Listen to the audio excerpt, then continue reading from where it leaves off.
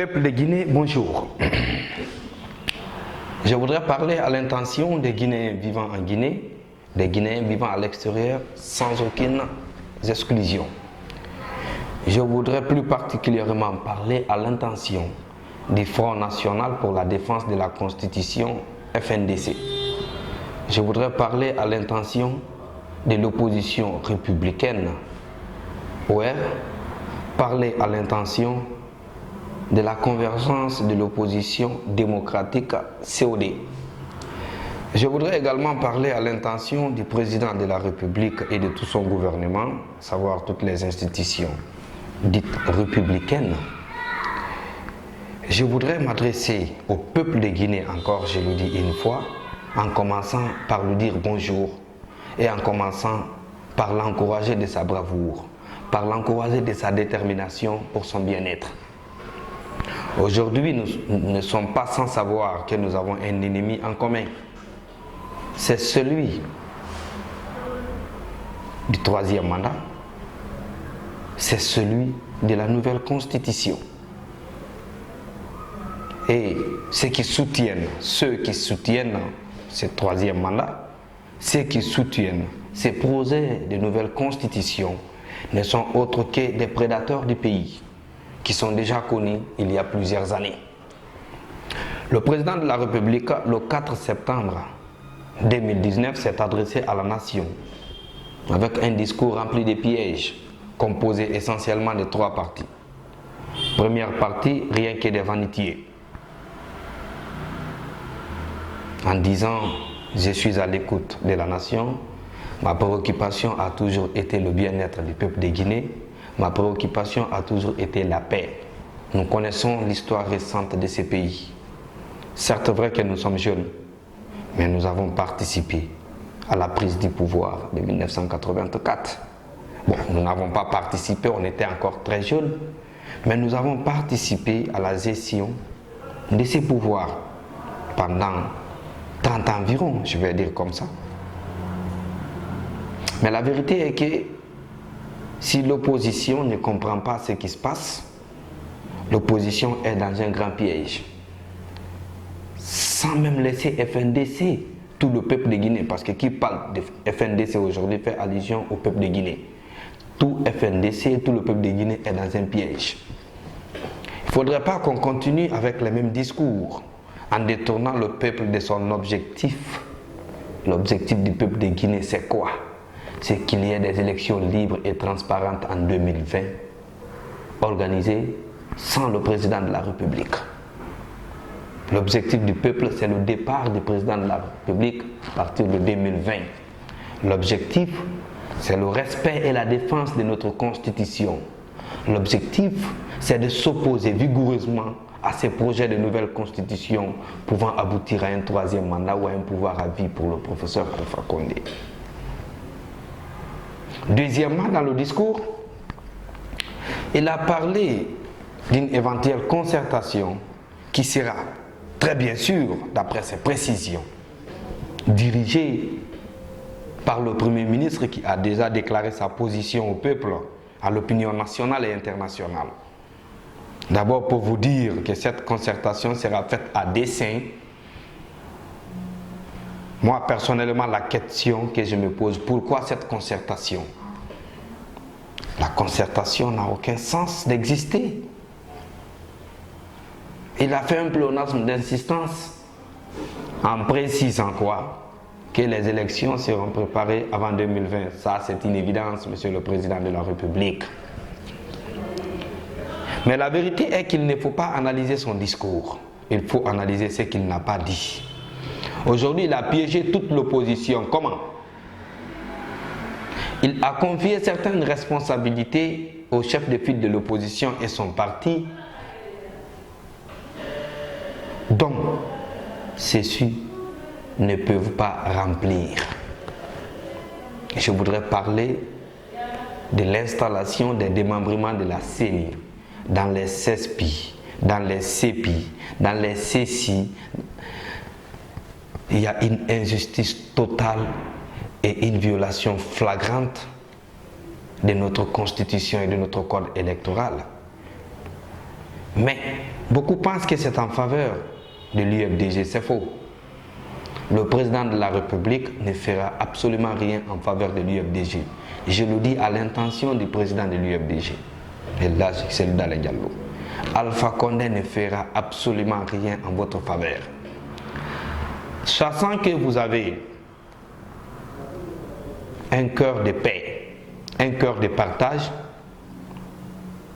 et vous donne l'intention qu'il vous donne la plus grande part des gâteaux. Non, il veut vous piéger, il veut piéger toute la Guinée en passant par vous. Parce qu'il sait aujourd'hui qu'il n'y a pas de porte de sortie. Et sa seule sorte de sortie, c'est d'empêcher l'opposition de fortifier ceux qui sont faibles. C'est d'empêcher l'opposition, de le contrer, de l'empêcher d'avoir suffisamment de députés à l'Assemblée. Parce qu'aujourd'hui, il faut reconnaître, il veut forcément avoir plus de 2 tiers à l'Assemblée pour dire à l'opinion nationale et internationale qu'il est toujours soutenu par le peuple de Guinée. Non, il veut changer le contenu des urnes. Comment? Vous n'êtes pas sans savoir, peuple de Guinée, que l'article 23 précise que les quotas sont fonction de la performance des partis dans les localités concernées. Si par exemple, la CENI donne 11 membres de démembrement à l'opposition dans une CESPI, je vais dire dans une sous-préfecture, dans une CESPI, 11 membres à l'opposition dans une CESPI, vous verrez que seul l'UFDG a 6 membres. Pourtant, ce ne sont pas toutes les 4 régions naturelles qui sont les fiefs de l'UFDG. Nous savons que l'UFDG face au RPG à Fouta, l'UFDG va remporter massivement la victoire s'il n'y a pas de vol. Et seul l'UFDG, appuyé et accompagné par les autres partis de l'opposition, peuvent empêcher le vol dans les élections à Fouta. Si nous prenons la Haute-Guinée, où on a donné à l'UFDG le pouvoir total de contrôler tous les votes, RPG peut facilement voler l'UFDG. La mouvance peut facilement voler l'UFDG en Haute-Guinée. Mais seul le PADES et le PIDN qui peuvent l'empêcher de voler.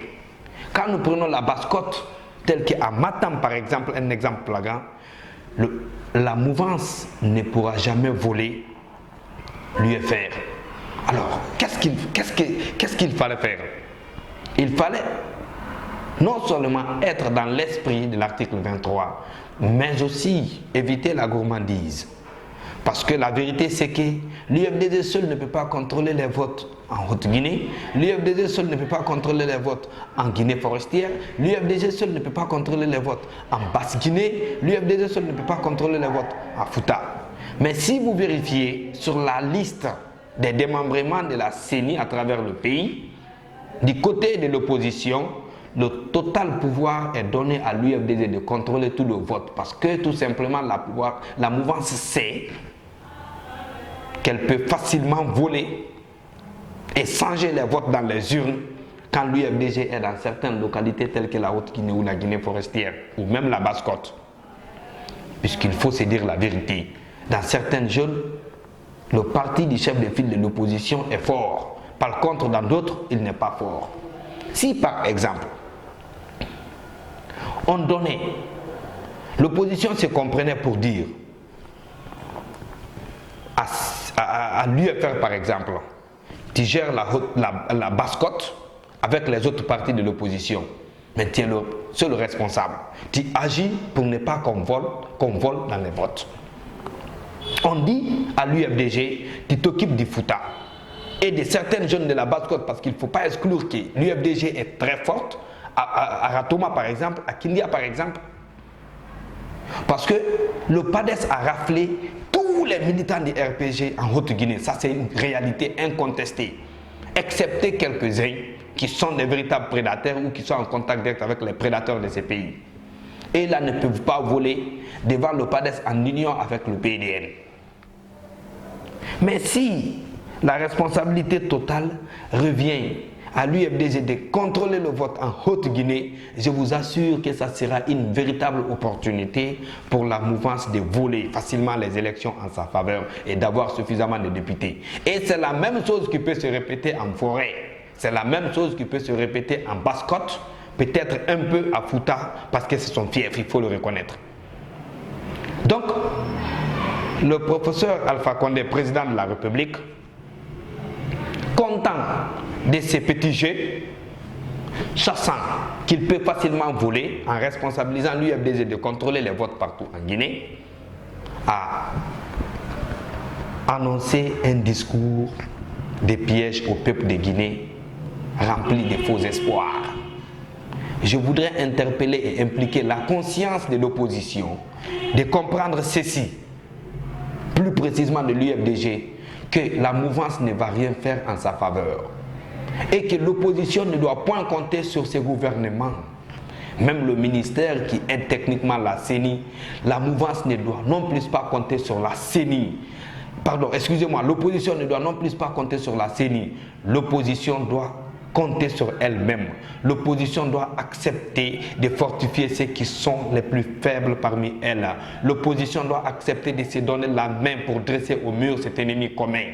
L'opposition doit accepter de respecter le principe de l'égalité afin qu'il y ait la parité dans le partage des quotas, dans le démembrement de la CENI, pour que les élections puissent se faire en sa faveur. Mais si l'UFDG, elle seule, prend une grande part des gâteaux, je vous assure que la mouvance volera suffisamment. Et la mouvance aura suffisamment de députés. Et le président de la République, je vous assure, et je vous réitère, qu'il veut désormais passer par l'Assemblée. Cette concertation n'a aucun sens. Ça n'a absolument aucun sens. D'abord, à dire simplement, j'ai toujours été un homme de paix. C'est soupçonnant parce que nous savons qu'il ne l'a jamais été. Nous savons qu'il ne l'a jamais été. Puisque nous avons connu des clans en Guinée dans un certain moment qui ont été beaucoup plus agressifs que le Ku Klux Klan aux États-Unis, au compte de ces partis. Donc, rappelons-nous très bien, il faut que l'opposition se comprenne. Si l'opposition ne se comprend pas, je vous assure que l'opposition est piégée aujourd'hui. Il faut alors vous retrouver rapidement. Il faut faire les choses comme il le faut, c'est-à-dire donner les quotas aux partis en fonction de leurs forces dans les localités concernées pour empêcher cette fraude électorale qui aura des conséquences graves pour notre nation. Donc, je ne serai pas long, chers compatriotes, chers membres de l'opposition, chers membres du FNDC qui n'est pas politique, mais qui rassemble tout le peuple de Guinée aujourd'hui pour dire non au projet de nouvelle constitution, pour dire non au projet de troisième mandat. Et je vous assure que le FNDC ira jusqu'au bout, parce qu'à bas la concertation, à bas la nouvelle constitution, à bas le troisième mandat. Vive la République, vive la constitution guinéenne de 2010, vive l'opposition, vive le FNDC, je vous remercie.